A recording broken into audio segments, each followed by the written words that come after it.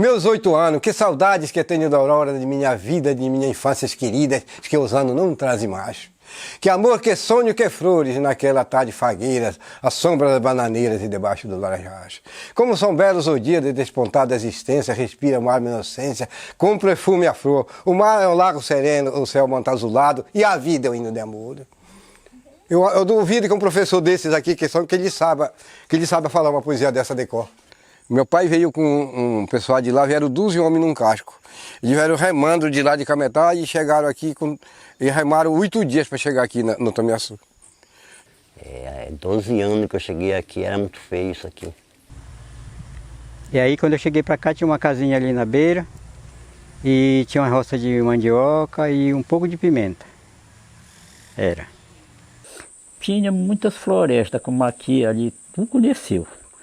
Ali da ponte para esse lado dali, era uma matona, né? O pessoal derrubaram, foram derrubando a vargem do rio aqui, até aqui embaixo mesmo. Esses pauzinhos finos assim de capoeira, de mata em crescimento, era pau nativo mesmo enorme. Então eu usava o machado, ia pro tronco do pau, 2, 3, 4, 8, 10 pessoas no tronco do pau, cantando e cortando. Aí caía, derrubava 20 tarefas de roçado todo ano, né? Eu trabalhava na roça, mesmo só com mandioca, banana, arroz. Era pastagem isso aqui, né? Aí em 85 nós chegamos aqui, fizemos um roçado grande e era a mandioca, era malva, era o arroz, era feijão, tudo foi tirado dessa área e aí depois veio o pasto. A natureza geme, né? Geme, porque nós ao invés de tratarmos, agora que eu consciente disso, eu estou replantando, estou cuidando, estou adubando, estou limpando, então porque a natureza está me pedindo isso.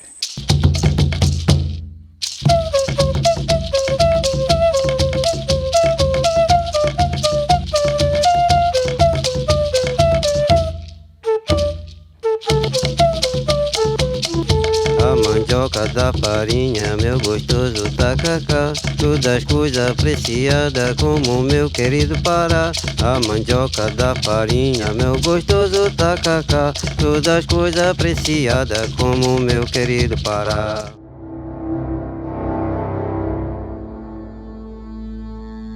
Região bastante desmatada, bastante antropizada e também onde o sistema de roça era muito presente, muito importante, mas que a gente já via por problemas de doença, por problemas, um declínio dessa roça, da produção da roça. A gente chama crise da roça, né?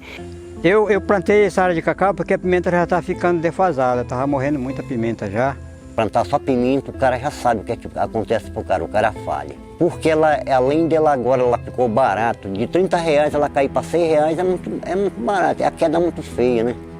E ela morre também, né? Tem hora tem ano que ela dá e começa a morrer tudo. No Nordeste Paraense, alguns municípios, tinha essa problemática forte assim do fogo, dos incêndios, né? Do fogo que escapa. E nós percebemos que isso era um problema muito sério para os agricultores, porque alguns deles tentavam um plantio de perennies, ou um safra, ou um açaí, e o fogo vinha e destruía tudo. E aí eles se desestimulavam com essa situação do fogo, com o trabalho perdido. O primeiro safra que eu fiz foi bem aqui logo. Aí eu comecei a cuidar aí, só que aí colocaram uma roça bem no lado, aí pegou fogo. Aí eu abandonei, disse, não quero nem saber desse negócio mais, não vou mais plantar. Eu cheguei aqui em janeiro de 2006 e tinha passado um fogo em outubro ou novembro, então estava com 1 ou 2 meses, então estava aqui tudo cinzento. E eu fui e comecei a manter as áreas de preservação permanente, né? E algumas árvores que eu tinha conhecimento e que eram seriam de bom proveito no futuro. Só eram esses dois, né? A pimenta e a mandioca. Depois de 15 anos, aí eles começaram a adotar o SAVES, né? Que mudou a nossa cultura.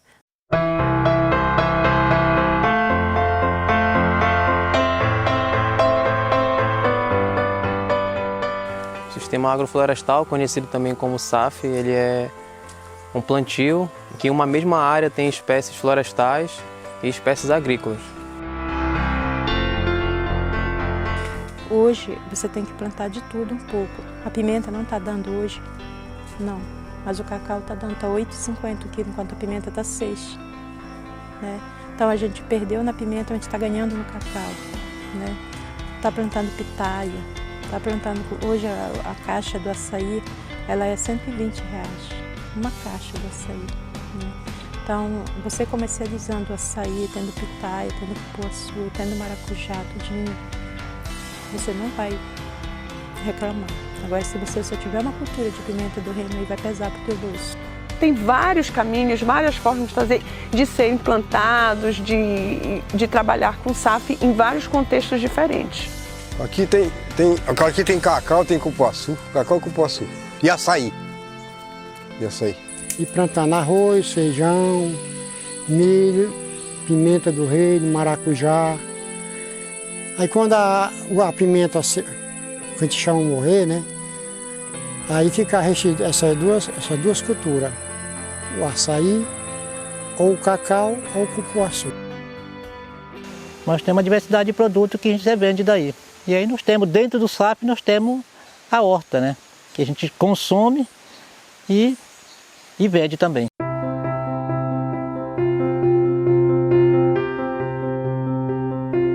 Sobre reflorestar, dizer que reflorestar aqui é deixar de roçar e queimar. Qual era o objetivo nessa época? Era fazer com que as capoeiras, que é um ambiente muito presente na agricultura familiar, na área rural dessa região nordeste paraense, fosse produtiva, tivesse um valor como esse ambiente florestal.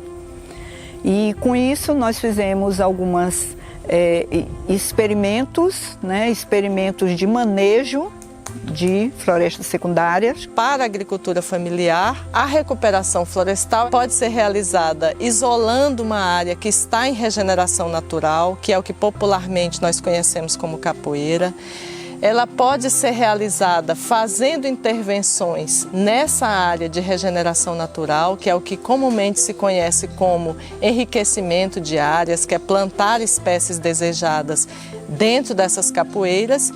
E tem também através do plantio, né? Que esse plantio pode ser em áreas completamente abertas. Essa é a prática mais comum que se conhece, o plantio das mudas, mas também o plantio das sementes. E tem também os sistemas agroflorestais. Todo sítio eles querem manter essa área toda limpa. É chamado de sítio tradicional.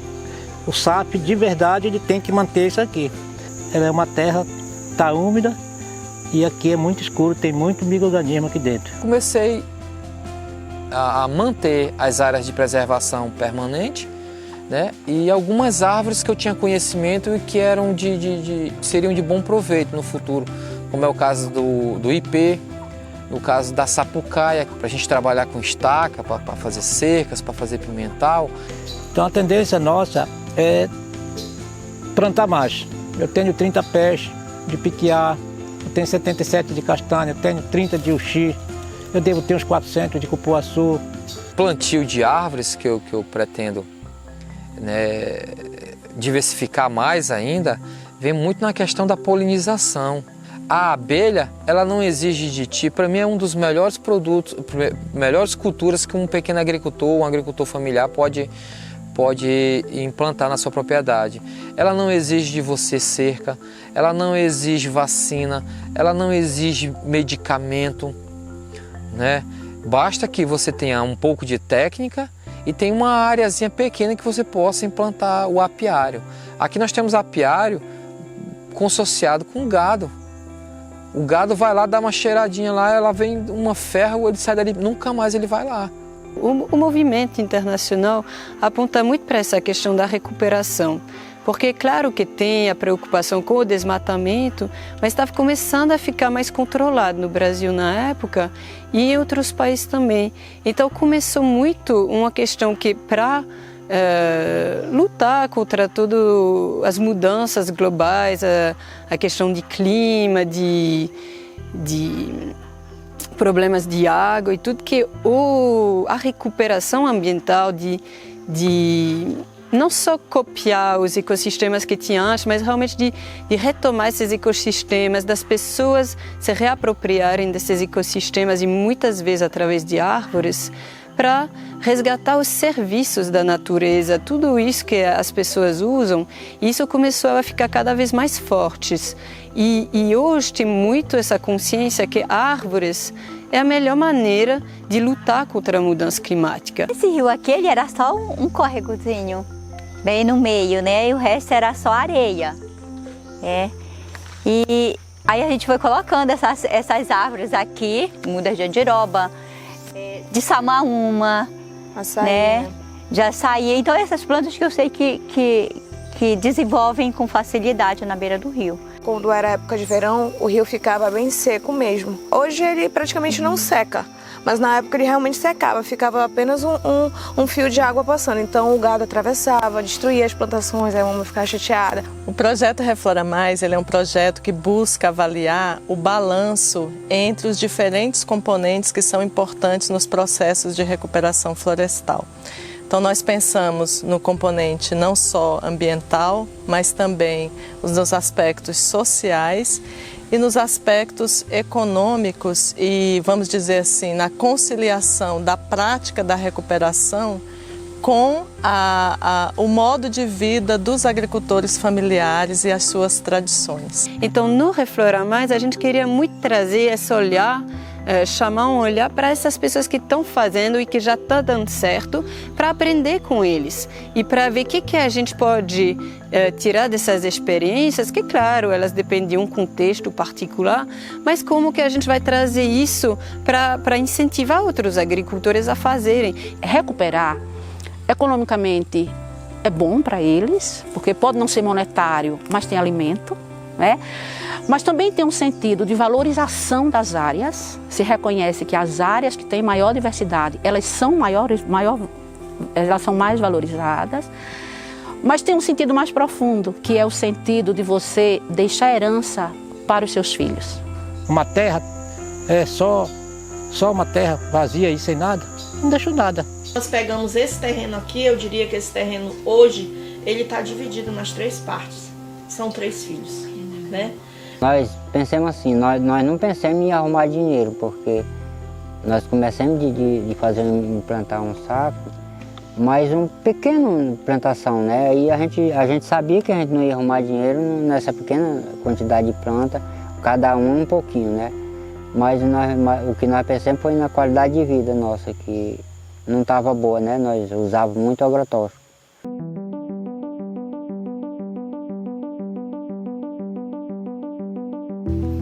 Mas é que a fome do alimento não temos, né? Nós temos a fome da falta de dívida, essas coisas, mas o nosso alimento é rico. Eu não sinto fome de alimentos. Eu acredito, né? A mulherada está hoje com tudo.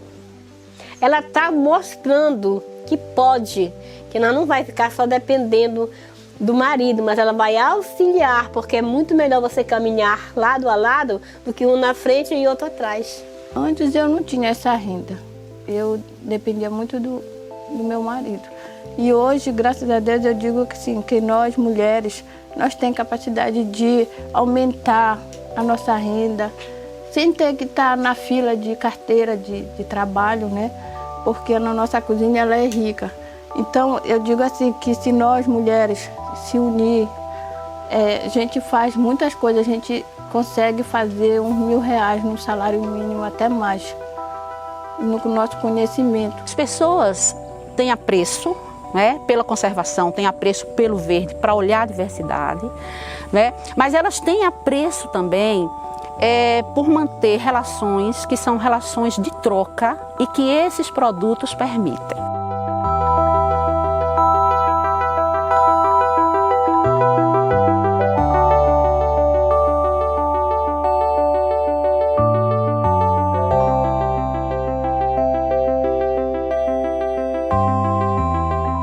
A cooperativa, ela surgiu muito para atender o PAA e o PNAE, que são 2 programas institucionais que compram produtos dos agricultores para fornecer para merenda escolar ou para pessoas em situações de pobreza.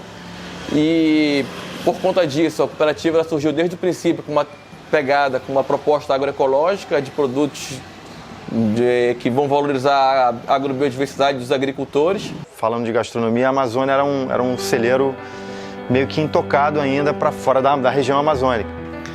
Então eu pensei que ali pudesse ser uma boa oportunidade de gerar uma economia sustentável a partir dos produtos da floresta, etc., ou da agricultura atrelada à floresta, né? E o estado do Pará, por exemplo, o nordeste do Pará, vocês sabem, é um lugar super antropofizado, né? Devastado. Só que ele conserva a aptidão nesses municípios aqui, sobretudo desse nordeste do Pará, agroflorestais. Você vê, a gente está aqui hoje com 20, 30 famílias, todos têm árvores que eles trabalham com aquilo e a mandioca associado a isso. Eles conseguem produzir, preservar, eles conseguem fazer com que serviços ambientais, sequestro de carbono, proteção das fontes hídricas, comercialização dos seus produtos, alta sustentabilidade. O mundo quer esse sistema hoje. E o Reflora Mais veio só auxiliar esses sonhos, proporcionar caminhos para que eles se tornem realidade. E que eu espero que essas sementinhas lançadas se tornem adiante, no futuro bem próximo, frutos, árvores imensas como é que a gente quer para recuperar a Amazônia. A gente não tem que pensar só na gente, tem que pensar na população, tem que pensar no mundo. E eu acho que cada vez que a gente planta uma árvore, a gente está plantando vida.